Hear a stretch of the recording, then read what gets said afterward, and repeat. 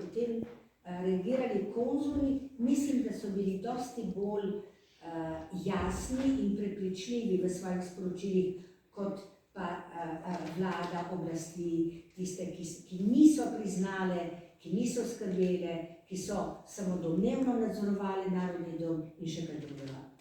Zdaj, en podatek je zelo pomemben. 1719 Trst dobi poseben status svobodno mesto. To nekako je splošni podatek. Zaradi tega od 1732 vse velike države tedanje odprejo konzulat v Trstu. Prvi je bil grško-turški, potem še recimo drugi, samo še podatek, konec 18. stoletja Američani odprejo tudi svoj konzulat v Trstu in to je drugi, absolutno drugi konzulat v Evropi odprt strani Amerike, prvi je bil v Bordeauxu. Po koncu prve vojne je teh konzulatov torej tudi več in konzuli so na takšen pa drugačen način bili priča temu razdejanju 13. julija leta 20, ko je bil požgan Narodni dom in še drugih 20 objektov slovenskih ali pa predstavništva nove jugoslovanske države. 21 napadov v enem samem večeru, zelo velika zadeva. Naslednji dan je potem bilo še v Pulju, potem je bilo še nasilje na Reki in tako dalje. No, pojdimo se v Trst. Konzuli, in to je tudi zelo zanimivo, ponavadi konzuli ne kritizirajo države ali pa v tem primeru, čeprav ni bila še pravno Italija, pa vendarle, ne kritizirajo države, ki je gostiteljica. To je jasno. A kljub temu pošljejo poročila svojim nadrejenim, ki so drugačne od tega, kar si italijanske oblasti želijo. Tukaj smo z Borutom izpostavili nekatere konzule, za katere so dobila dokumente od češkega generalnega konzula, britanskega generalnega konzula, francoskega konzula, ameriškega konzula. Vse te od teh sta dobila dokumente in njihovi podatki so zelo zanimivi. Morda med najbolj zanimivimi je podatek v razlagi francoskega konzula. René Dolon, mu je bilo ime. Zelo dobro je poznal Trst, prijateljeval z tržaškimi veljaki, meščanskimi veljaki italijanskega rodu. Celo je živel v vili enega izmed tržaških veljakov Pitaka. Celo je bil prijatelj tudi od Danuncija. Kljub temu, njegovo pisanje italijanskim oblastem ni všeč in v razlagi veleposlanik v Rim napiše naslednje. Ja, ne morem vedno napisati tako, kot si lokalne oblasti želijo. Tu seveda morda bi lahko še kakšna raziskava, lahko odkrila še kakšno drugo zadevo, pa vendar z Borutom sva ugotovila, da so se potem konzuli tile, ki sem jih rekel, z jugoslovanskim predstavnikom, pa potem tudi še nekateri drugi, smo grški in drugi smo zraven, so se posebej dobili in nekako poslušali tudi verzijo jugoslovanskega predstavnika in poročali svojim vladam in nobene tudi imeli oni sami informacije. Ker namreč, tu je vedno še najbogatejše gradivo britanskega generalnega konzula, so tudi sami imeli informacije, kaj se je zgodilo. Pri tem pa se nekaj zgodi. Realpolitik, cinizem, pragmatizem, kot ga želimo imenovati. Velike sile tedaj, nadrejeni teh konzulov, so se nekako odločili, da zadevo pospravijo v predalje. Namreč pred sabo so imeli neko prioriteto. In prioriteta je bila, da Italija in Jugoslavija se končno domenita za razmejitev, ki se potem zgodi novembra leta 20 v Rapalju. Incident, v Trstu in pred tisto, kar se zdi v Puli in tako dalje, požgani Narodni dom, se niso ga morali skriti, pa vendar so jih vlade utišali te konzule, ker niso želele napenjati zadeve. Skratka, bilo je treba dobiti tole mir med Italijo in Jugoslavijo. In pri vsem tem je tudi, če si dovolim, samo še tole zelo zanimiv tudi odnos med Rimom in Beogradom. Vsakdo bi si lahko predstavljal, da Beograd je izjemno protestiral zaradi tega, ker je prišlo do tega velikanskega nasilja, požiga, narodnega doma in tako dalje. Ja, je na začetku, vendar se potem protesti strani beograjske vlade in beograjske diplomacije omejijo samo na zaradi napada na dve lokaciji jugoslovanskega predstavništva v centru mesta. Narodni dom je tudi tukaj nekako pozabljen. Jugoslavija tudi si želi ta dogovor z Italijo, nekako ponuja roko, češ zadoščenje zaradi tega in potem bomo dalje prijatelji. Italija tukaj niti glede tega noče popustiti, ker pravi incident v Splitu. Narodni dom, prejmo so razmerno, lahko rečemo, in vse druga razdejanja. Toliko večje nasilje gre skoraj v pozabo v teh diplomatskih odnosih, konkretno tukaj med Beogradom in Rimom. Ja, pa to ni bilo edinikrat, videla sem, da si Borut vztrajno zapisuje, Borut, zdaj bom dala besedo ven.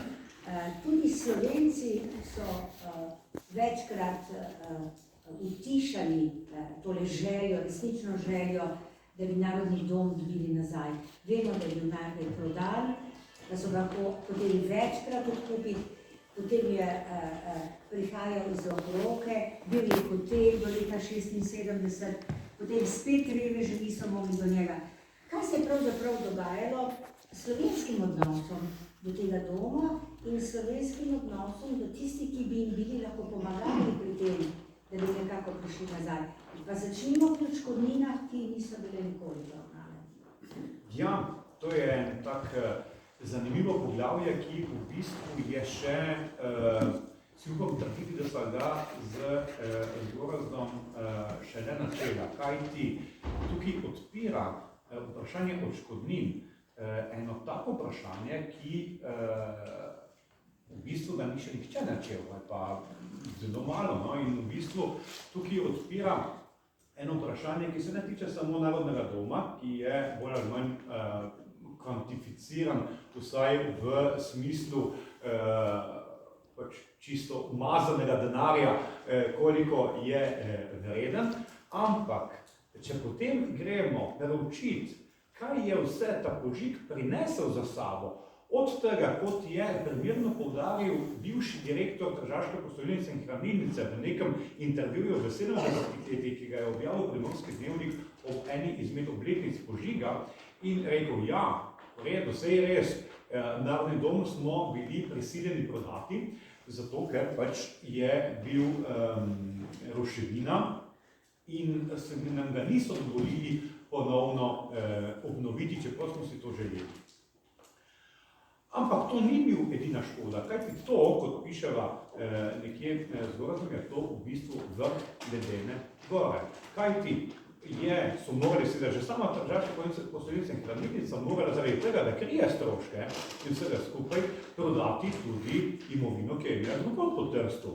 Od hotela v Grljanu, to, kar je klasična slovenska obala, ne to, kar danes pojmujemo slovenska obala, ker to ni nobena slovenska obala, morda v zadnjih desetletjih, ampak vemo, ker smo zgodovinari, gledamo na širše časovne razpone. Slovenska obala je tista, ki sega od Milj do Tržiča, to je na italijanski strani. In tam je Tržaška posojilnica in hranilnica imela prestižen hotel, in ki ga je pač prisiljena prodati, zato da lahko krije stroške zaradi požiga tega Narodnega doma in na to lastnica delovala vse do leta 1941, ko pride do seveda začetka druge svetovne vojne oziroma napada na Jugoslavijo.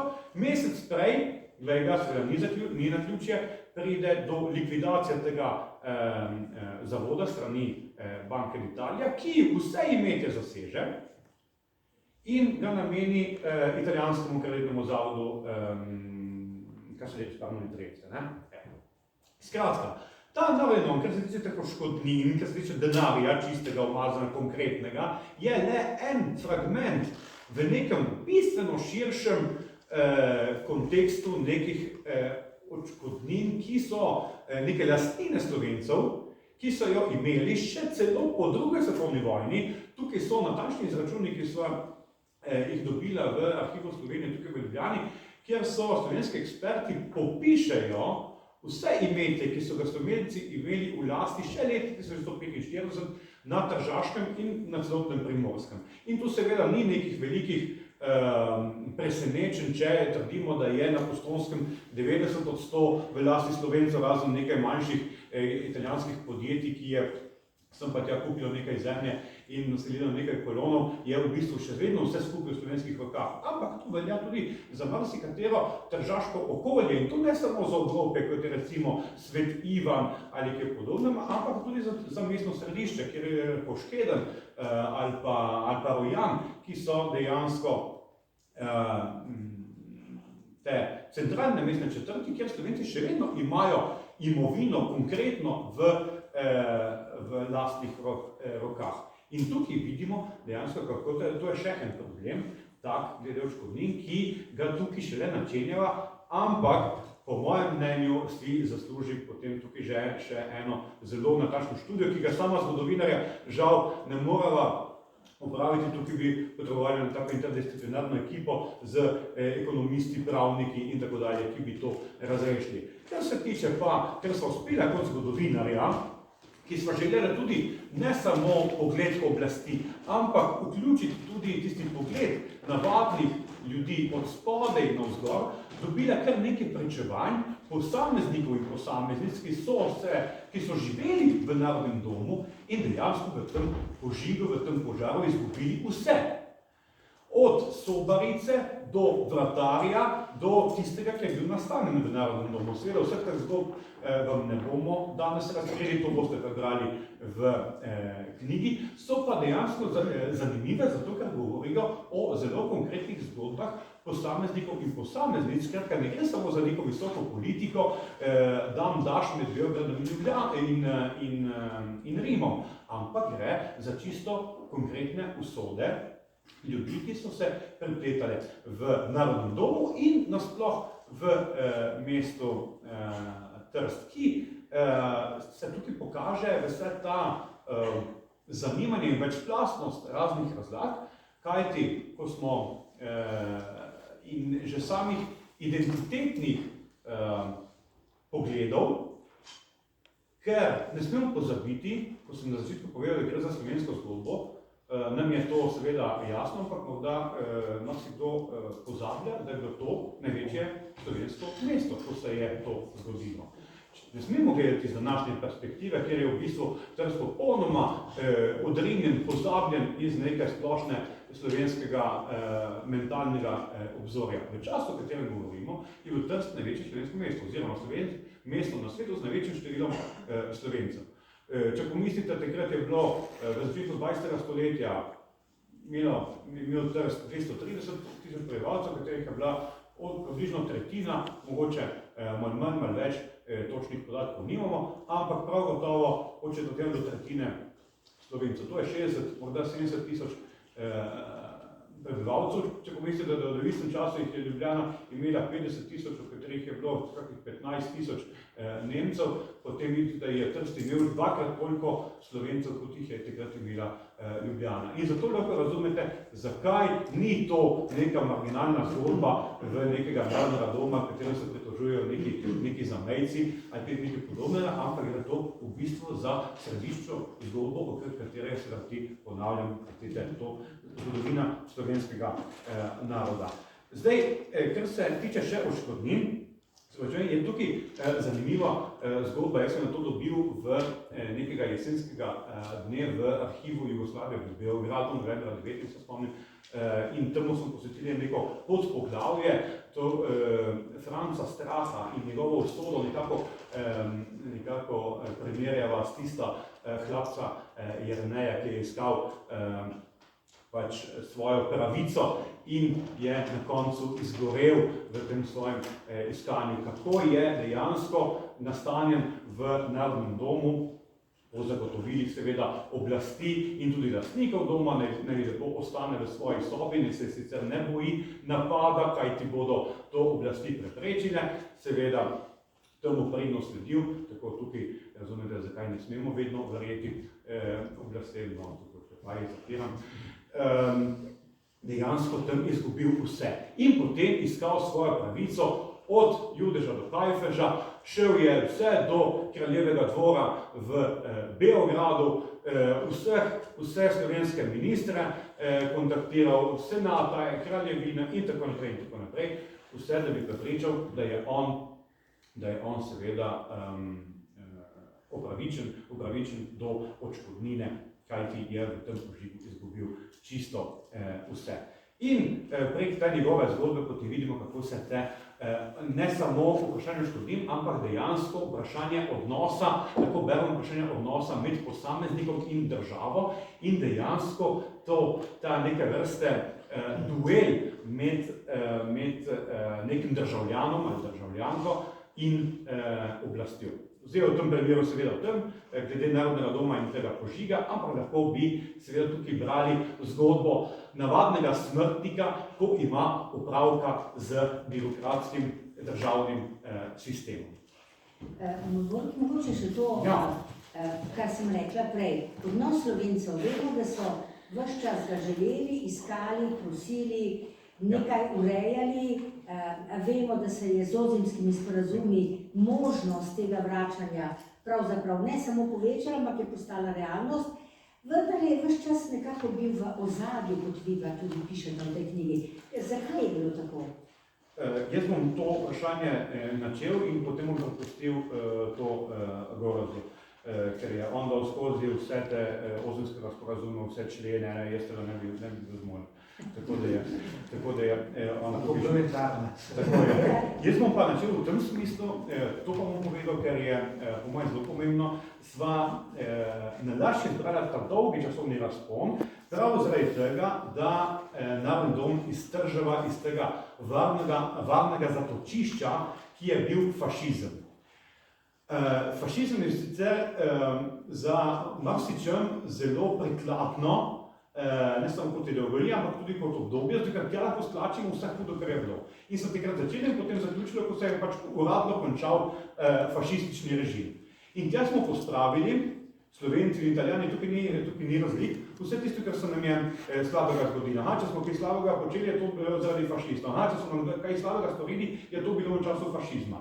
In to seveda dobro vemo, da je omejeno na obdobje začetka, pač vzpona fašizma, pa nas nekoliko prej, ampak gleda 22, 43, pika konec in tukaj se skupaj konča. Ampak vidimo, da prav glede tega so zadeve bistveno bolj zapletene. In preden predam besedo Gorazdu, ugotavljam, da je ta knjiga kot dobro kompleksno vino, ki se še vedno oblikuje v steklenici. In ko sem že kakih 30 verjetno prebral ta tekst, imam občutek, da je neka stalnica, kako fašisti opravljajo tisto umazano delo, ki ga uradne oblasti ne smejo.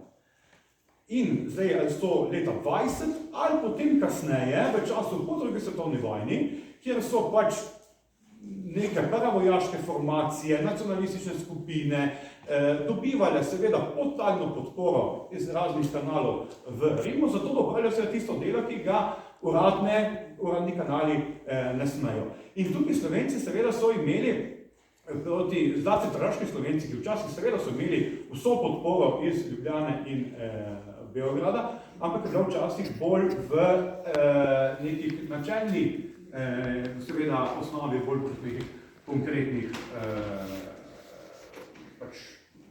trenutkih oziroma.